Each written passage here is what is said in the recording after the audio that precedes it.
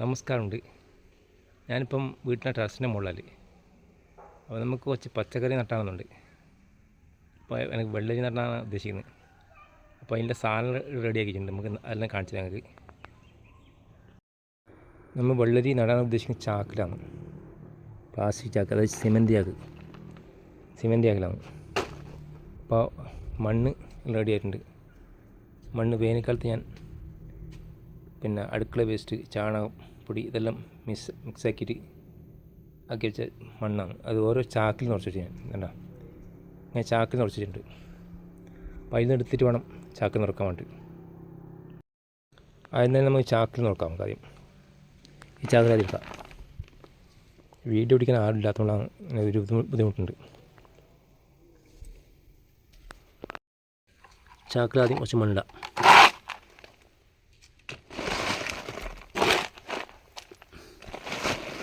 മണ്ണിന് ശേഷം നമുക്ക് ഇനി കുറച്ച് കരിയില വരേണ്ടി. അത് കാണിച്ചതാണ്. ചാക്കിൽ ഫുള്ള് കരിയിലാണ്. ഞാൻ വേനൽക്കാലത്ത് റെഡിയാക്കി വെച്ച കരിയിലാണ്. നമ്മൾ മാവിൻ്റെ ഇലയാണ് ഇത്. അപ്പോൾ ഇതിന് കുറച്ച് കരിയില എടുത്ത് ഞാൻ ചാക്കിടാം. നമുക്ക്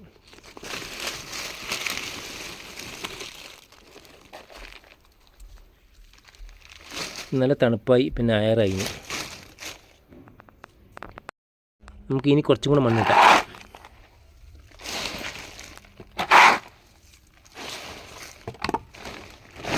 ഇതാണ് വിത്താണ് കേട്ടോ. അപ്പോൾ ഒരു ചാക്കായി. ഇനി എല്ലാ ചാക്കിലും നിറച്ച് വെക്കാം നമുക്ക്. അപ്പോൾ ചാക്കെല്ലാം മണ്ണ് നിറച്ച് റെഡി ആയിട്ടുണ്ട്. ഒരു 5 ചാക്കല്ലോ, 6 ചാക്കുണ്ട്. 5 അല്ല 6 ചാക്കുണ്ട്. 6 ചാക്ക് ഇനി നടണം. വിത്ത് കാണിച്ചു തരാം നിങ്ങൾക്ക്. ഇതാണ് വിത്ത്, നാടൻ വെള്ളരി വിത്താണ്. നമ്മൾ വെള്ളരി നടുമ്പം ഒരു 8-10 കുരുങ്ങ് നടണം.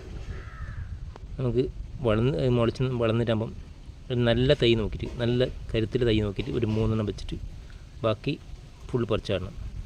അങ്ങനെ വെള്ളരി നടേണ്ടത്. ഞാനെല്ലാം നടന്നത് അങ്ങനെ. എൻ്റെ അച്ഛനൊക്കെ അങ്ങനെ കാണിച്ചത്.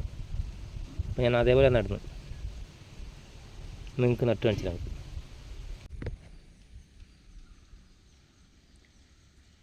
വിത്തിട്ടു. നമുക്കിനി അത് മൂടാട്ടോ. എല്ലാം മണ്ണിലുള്ളതാകാം. ചിലപ്പം 10 കൂടുതലുണ്ടാവും. മുളച്ച് വരുമ്പം നല്ല കരുത്തിൽ തന്നെ എടുക്കണം. പിന്നെ മൂടി.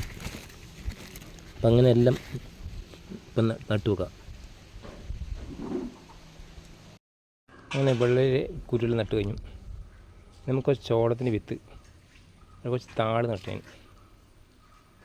ഈ താഴിൻ്റെ ഓരോ മരത്തിൽ ഓരോ നടാൻ ചോളത്തിൻ്റെ വിത്ത് ഞാൻ കാണിച്ചു നമുക്ക്. അപ്പോൾ ഇതാണ് വിത്ത് കേട്ടോ, ചോളത്തിൻ്റെ വിത്ത്. ഹൈബ്രിഡാണ്.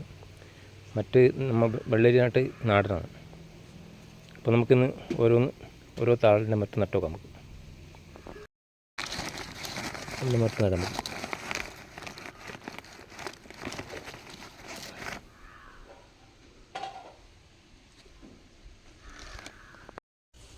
അങ്ങനെ ചോളത്തിൻ്റെ വിത്ത് നട്ട് കഴിഞ്ഞു. ഇത് നമുക്ക് വഴുതന തൈ ഉണ്ടാക്കാൻ വേണ്ടി ഗ്രോ ബാഗിൽ കുറച്ച് വിത്ത് വാങ്ങിയെടുക്കാം. അപ്പോൾ ഇതാണ് വഴുതന വിത്ത്. ഇത് ഹൈബ്രിഡാണ്. നമുക്ക് ഇതിൽ കുറച്ച് നടാൻ മതി.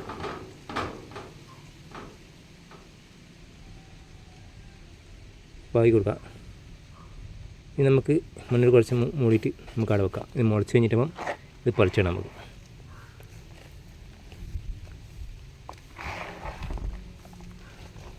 അധികം മണ്ണൊന്നും വേണ്ട, കുറച്ച് മതി. ഇത് റെഡി ആയിട്ടുണ്ട്. മുളച്ച് കഴിഞ്ഞിട്ടാകുമ്പോൾ ഞങ്ങൾ പറിച്ചുണ്ടായി. അപ്പോൾ ഇന്നത്തെ വീഡിയോ ഇത്രയേ ഉള്ളൂ. വീഡിയോ ഇഷ്ടപ്പെട്ടാൽ ഒന്ന് ലൈക്ക് ചെയ്യാനും കമൻറ്റ് ചെയ്യാനും മറക്കണ്ട. നമുക്കിനി അടുത്ത വീഡിയോ കാണാം. നമുക്ക്